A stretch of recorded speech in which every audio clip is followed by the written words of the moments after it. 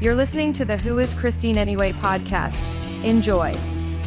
That's the part that makes me sit back and kind of, it's not like a haha, you guys missed out to the venues in Saranac Lake or, even the ones that have passed up on you in other locations. But that really is a big haha, because now you are all around a PR dream.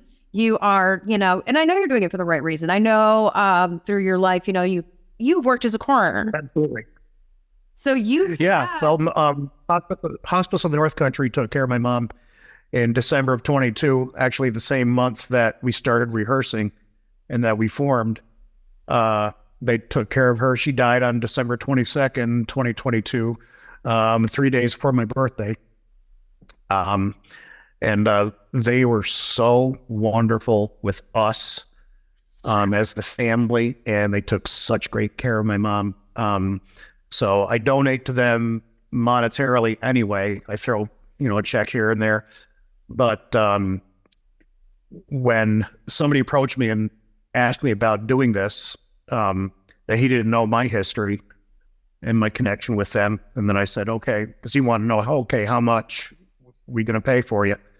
And I said, not a dime. I said, we're doing this for free because this one's from my mom. So yeah, that's you got to be willing to give. Yeah, and I mean it's also the concept that it's again an example of how music will sustain an infrastructure for an area.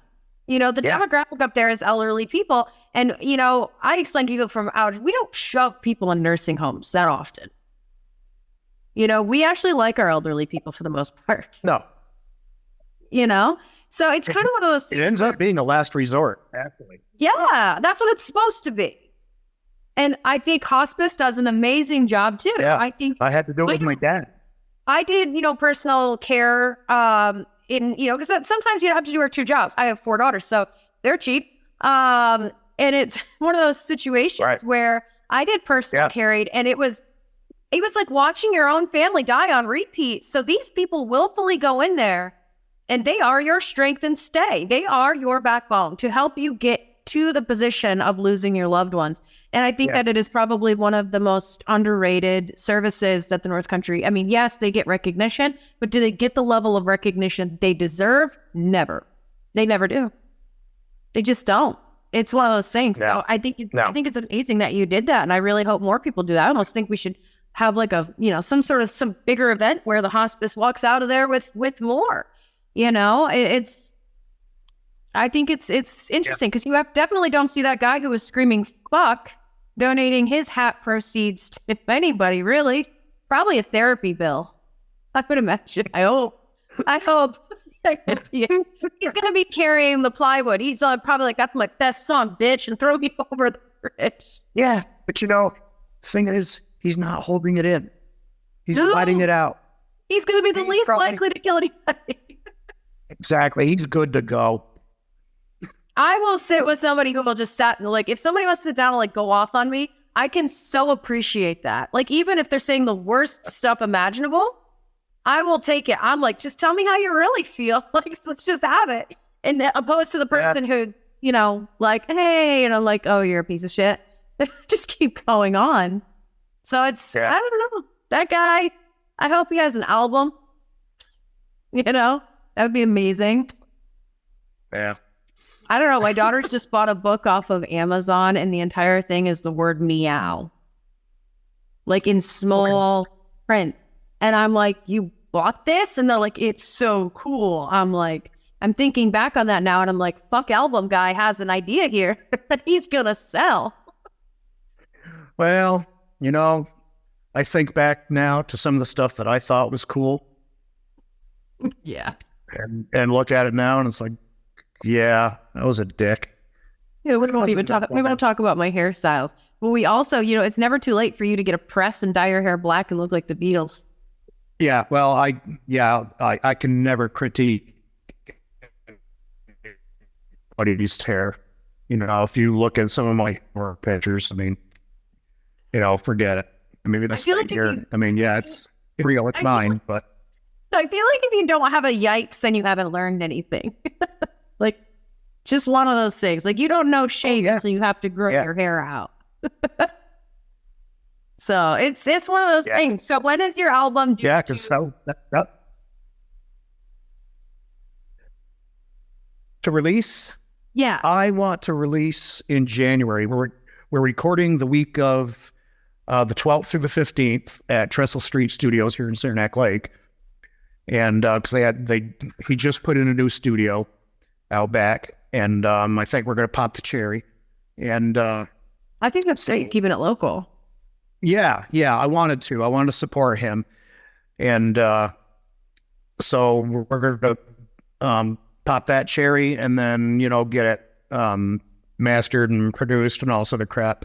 And then once we decide that we have the right product, then I'll get it out there. And we're going to do some vinyl. I'm going to do some CDs for some of the dinosaurs that still have CD players. And I think mostly we're going to release physical specimens on like thumb drives. And then, of course, we'll Spotify and all that crap. The good old way to do it, too, is if you get like a business card, you can go to like Vistaprint, wherever. It doesn't matter. QR codes. People can scan it with the phone and take them right to the Spotify. Or right to a place where they can download it, too. So, I mean, thumb drives they're neat and they're easy and whatnot, but if you can just hand them a card and it's got what they need, and it like every card allows like 3 downloads, then that's, that's good mitigation for that. Yeah. We're gonna do the vinyl LPs mainly as just like collector's items, with the full size sleeve and everything with picture on it. I'm a big vinyl fan. Cut some up on my wall. That on my Christmas list now. So I'll be putting that on my Christmas list. But it's kind of one of those things where you're gonna be. What was that? You broke up. Well, you're going to be getting one of the copies, Oh, that's exciting. Thank you. That's, and it's, but I mean, like, you realize in like 2 years, though, the substantial growth that a lot of people, like, what's taken you 2 years takes people 5. Well, especially as a cover when band. you are in control. Yeah. When you take control of something, this can be a good trait and it can be a bad trait. But my thing is, once I get involved in something, we're either going to do this or I'm going to do it 1,000% balls to the wall, or just not do it at all. Right. And once I press the button to go, hang on, because fuck around time's over.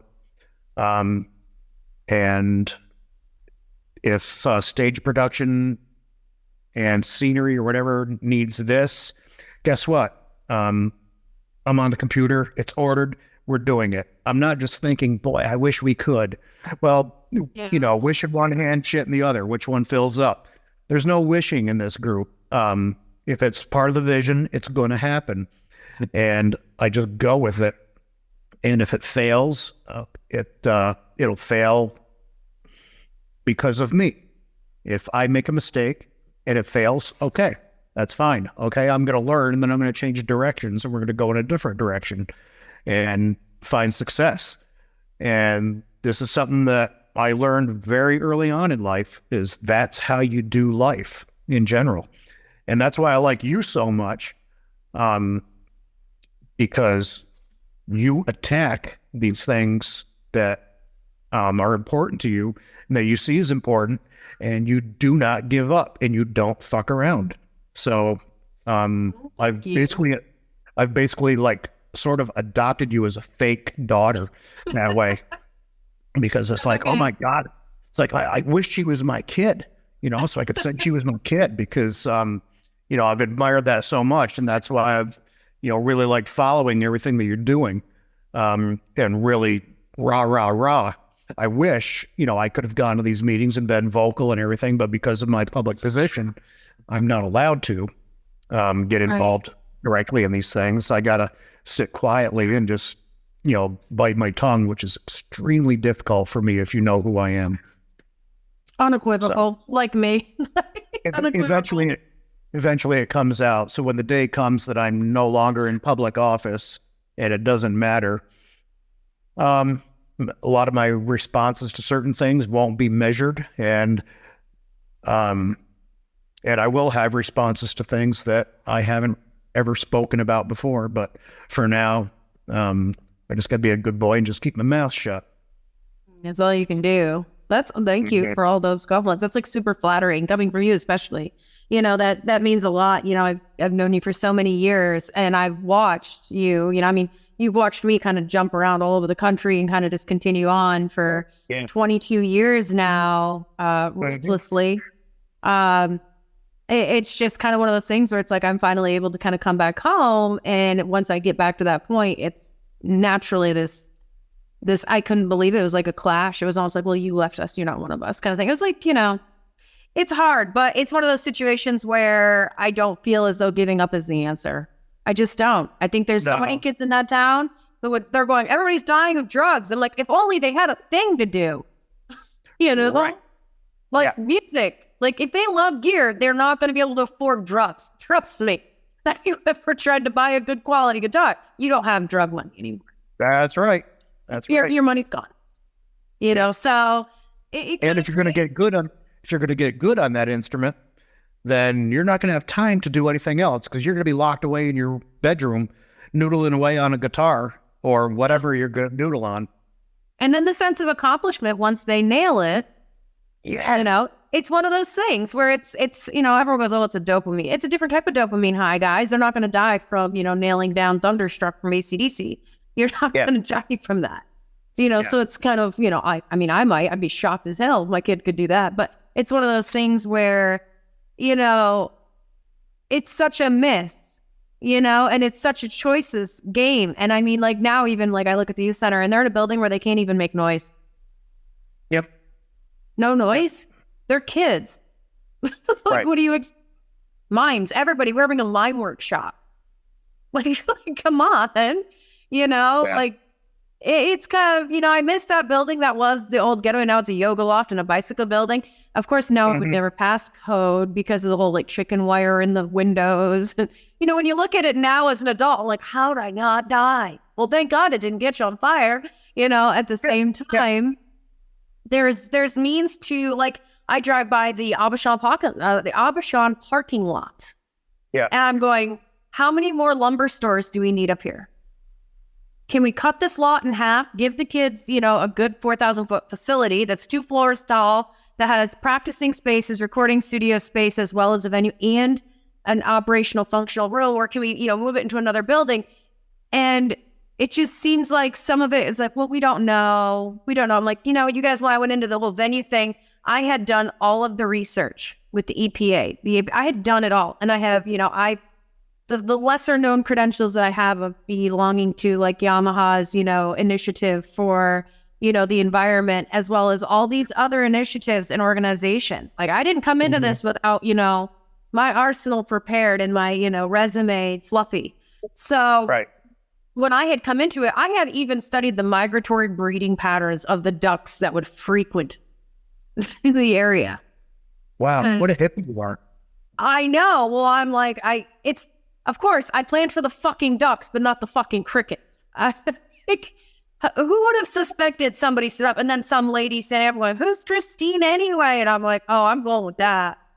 Yeah. I'm going to take that and I'm going to go with it. And it has stuck, and it's been funny because even after that whole thing happened, I was getting voicemails where people were calling me and they're like, my voicemail says, hey, it's Christine, leave a message. And they're like, who's Christine anyway? And then they'd hang up. People were just being funny. And it was hilarious. Like, and then I had them all on shirts for that July show. And it was just, it's like that, that kind of like a civil justice where you walk through and it's like you just see these shirts. And it's surreal feeling at that moment. I remember having a panic attack actually when I got the confirm, because I was like, I'm really doing it. I'm going toe to toe with a town that is not as, fluid as they proclaim to be. And this isn't going to be small. So it was, I don't know, I had fun. Yeah. It's fun to watch. It is. It's interesting. And the funny thing is even with the turnout there, I mean, at one point people were thanking me. It was so weird. Like, getting up on a stage, I'm not really, I don't mind stages, but I don't really like them. Nerves. And I get up there and hearing people scream, "Thank you, Christine," "Yeah, Christine." And I'm sitting here and I'm going, where are the village officials to hear this? Like, because it's not, the me that matters. It's the fact that they're thanking somebody for doing this. Mm-hmm. Well, and this is something that it's really hit me in the face recently, especially with the success of this band. I've noticed that when you have success and receive accolades from people, the people that really, really hate that just go silent and they will disappear because they're seething. Mm-hmm. Love and hate are always in direct proportion. Oh yeah. Always. Because I experience it now. People that I know cannot stand what's happening with this band, they just don't say much, and what a waste of time. And I'm okay with it because got enough love everywhere else, and the people that do matter are the ones. Even if you got no love, you're doing something that nobody else has been able to, from an area in which struggles with it. Struggles with well, it. the thing about being a performer and entertainer is we need that love because we're insecure people. I mean, I'll be, maybe I seem secure and all that stuff. Hell no. Why are we doing this? Because we're trying to, we love doing it. We love music. We love performing, but it's what you get back from it. That, it says the response that you get from an audience or whatever, or from other people, that's your reassurance that you're okay. And that you're good at what you're doing, and you want that reassurance. So that's part of the reason that we do it. And, but don't need it from everybody. Get enough of it. It's a sensible thing. And I don't think people understand that too, because I've tried to talk on that and people kind of look, confused. They're roused furrow, because I'm on the business side of things. And I go, like, I can't explain it to you. Like when I was at Warped Tour, when I was a kid, like younger, there was something about, the crowd, or like doing the shows at the Getaway. It was the crowd. It was like, oh, wow. Like this is where I felt like I belonged at that moment. And then now as an adult, having been able to give, musicians and entertainers the ability to perform on a platform, that's its own thing. I don't get anything necessarily from that, but to look out and like some of my favorite shots, especially from the Civic Center show, the crowd shots. Yeah. I love them. And I'm like, it makes me feel like, because the crazy thing is people go and they hold up a picture and they go, what do you see here? And I'm like, at that exact moment, somebody could be deciding to not do drugs. They could be deciding to not end their life. They could be deciding to do the right thing. They could be deciding that they're going to take the chance, that they're falling in love. You don't know what's going on at that moment. Right. And it can be coming, the same thing from you guys performing. You could be performing a song that, any couple of any age is just having the time of a life too. And it's like everyone talks about watching The Notebook and that scene where they're dancing in the street. It's like, where do you think those songs come from, guys? Yeah. Exactly. Yep. The people who, create them. So it's one of those situations, but this has been a really great conversation. I'm really excited to see you guys back in Governor. And I think it's like in 11 days, because it's the 15th now. So. Yep. 26 we'll be there. Yeah. 2-5. Yep. So I hope I get to see you there. I hope I can make it out. I should be able to. I haven't checked my calendar. I know I have. It seems like my schedule's got to have something going on. I know. Well, actually, one of them's got a car now. Oh, boy. And a license. So I have, Mom. My therapist has a new boat because of all the sessions I've been needing. I'm like, it's fine, right? Like, it's fine. She's not home, right? It's fine. So I'm gonna actually sign off here, and then we'll keep talking here for a couple seconds in the background. Okay? Okay, buddy. Yep. All right. I would like to give a special thanks to Frank Whitelaw for coming on the podcast and sharing his wealth of knowledge with all of us. And thank you, the audience, for listening. It's greatly appreciated. Visit www.whoischristineanyway.com for access to all the social media links and additional podcast episodes.